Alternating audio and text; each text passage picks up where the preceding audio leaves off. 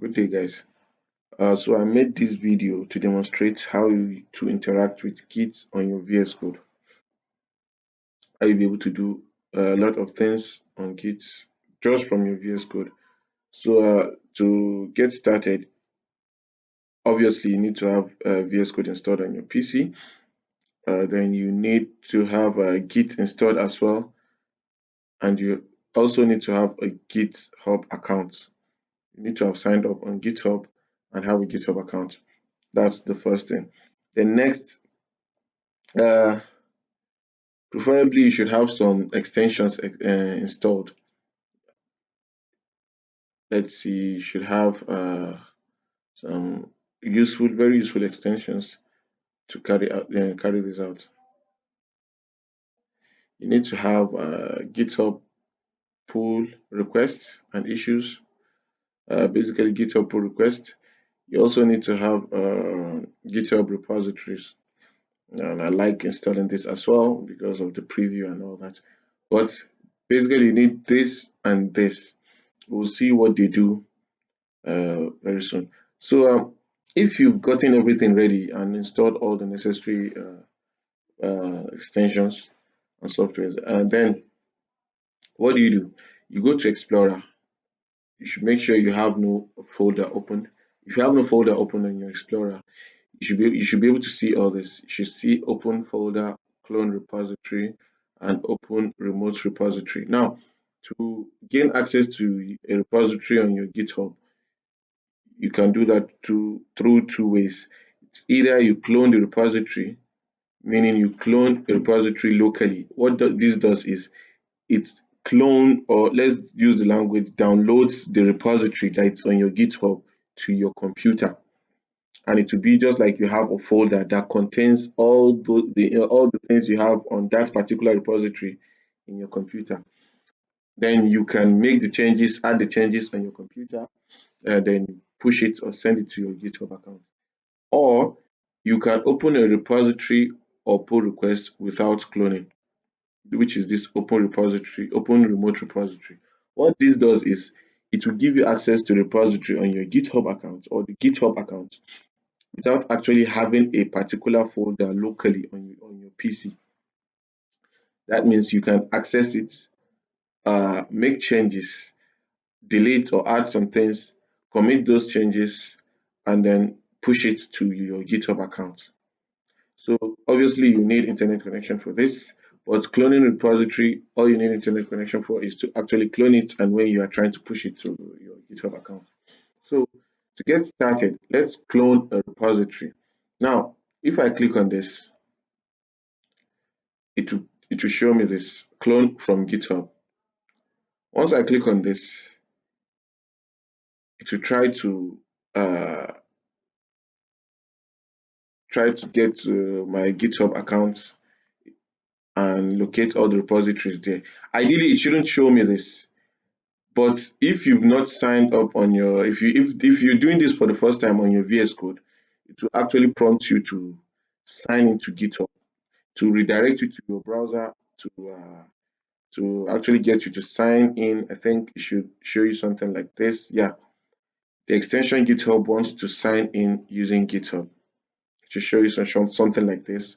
And once you authenticate it, it will then bring you back to your VS Code. So I've already done that, so I have all my repos here. Now, I can either choose to clone from my repo, or I can actually get the address for any repository I want to clone and actually paste it here, and it will be able to locate that repo and I'll be able to clone it. But for this exercise, we'll try to clone this particular repository. I created a repository called 30 days of Python. Let me click on it. Now it's going to ask me what folder I would like to have this repository, destination for the repository.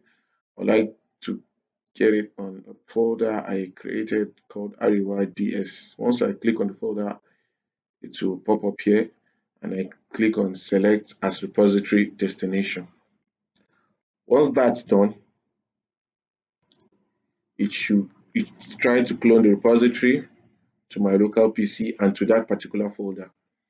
So let's see, it's taking too long, and pause the video. Yeah, so it's done. It's asking me, would you like to open the cloned repository? You can either open it on this window you're on, or you can open a new window. But let's get it here. Yeah. So to my left, this is what I've got on the particular repository. Now, this is on my local PC. You can actually check it by going to the path. I have it, it's on my desktop on this RODS. You can see it's here. It's been, let's use the word downloaded to my local PC. So now this is what I have on this repo. If, for instance, I'm trying to make change to this, no, let's just add a new folder. You see, I have day one, day two, day three. Let's add a new folder called day four.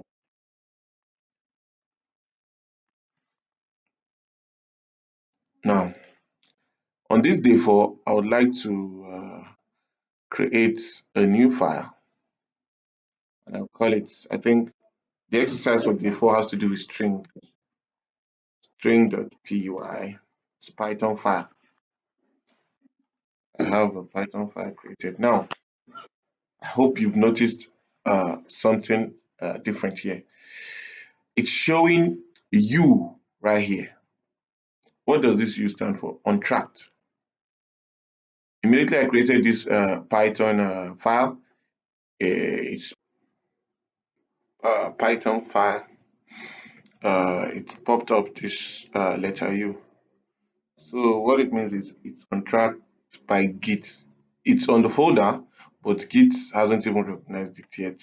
So if you want to change that to have this particular file you just created to be on track, which means staged and ready for commit. These are terms that you should know, but if you don't, that's for another class. Like for instance, if you want to actually do the needful, you need to go to source control.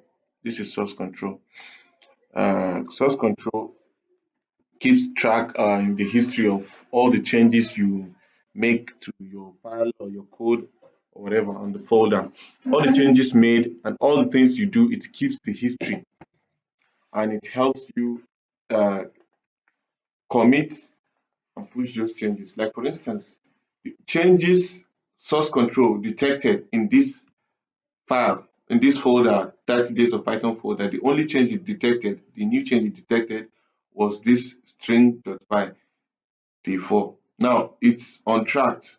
It's saying this file is on track, meaning it's a new file. It's not as if it's a file that was modified or changed or deleted. It's a new file altogether.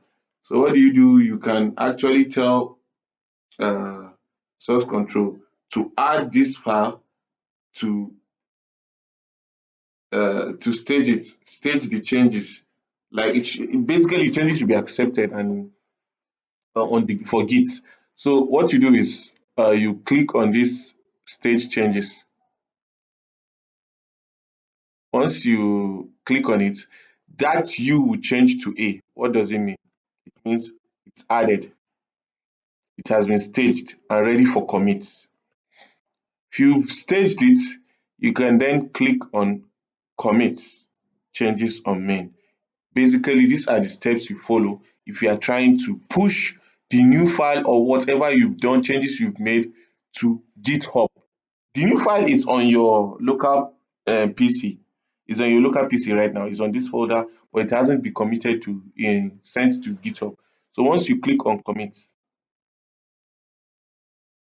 it will be asking for a commit message. This is normal for Python. You can just click on anything. Let's say I can call it my first commit.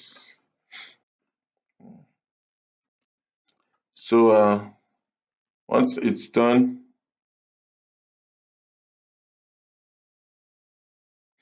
once it's done, let's see, Git will commit that message. it will commit string.py now to the Git. So once you've done that, you can push this committed message to your GitHub account. You push it to your GitHub account, like you see, you can see here, it's saying push one commit, the one because I made one change to origin stroke main, which is my GitHub account. You can either click here or come to the file, you'll be able to see it, then you can push. The reason why you can do it on individual files is if you have multiple files, you can decide to push all of them together or you can do it one by one. So now I only have one, so I can just click on this.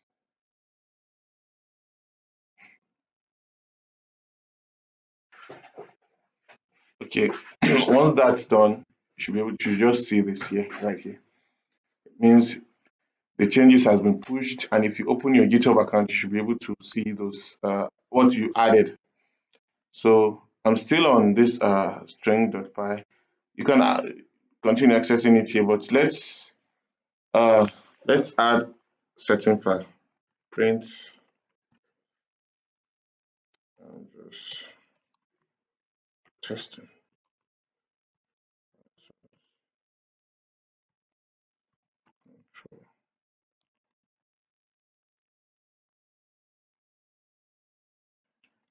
So now I just made some changes and I saved it. So source control tracked that's the change I made and it's showing the change here. What it's saying is I have this time is not U, it's M. What this means is this file was modified.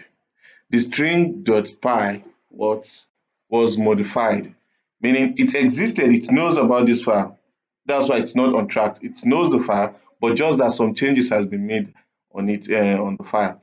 So the same process this time, even though it's modified, the same thing you do is you stage the changes, then you commit the changes, then you push it to your GitHub repo. But let's make another change. Let's see.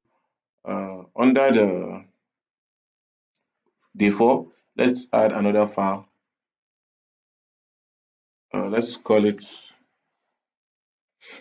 Um, let's call it list. Py. So this obviously it's a new file, so it's untracked. We could say this list is equal to um,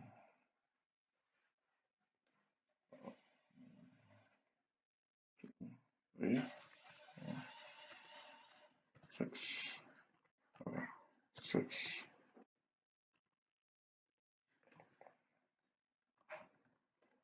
Sorry, I was trying to get.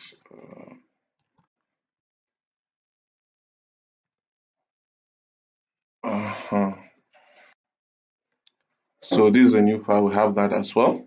So when we go to source control, you see that you have two files. Like I was saying the other time, you can actually stage them one by one this time. Like for instance, let's stage this, and, stage the modified as well. So you stage these two files. You can commit them. You can commit the changes to main. Uh-huh. New commits. Let's call it new commits. So you have a commit message. It's been committed, and you can actually push this new change to your GitHub account. Yeah, do that, please. So once that's done, what I'm trying to do is to actually delete a file. I want to delete a file from the repo. It's taking too long. Let's pause it. So it's done. So let's delete a file from this repo. Let's delete the lists file. Let's delete it. Let's see. So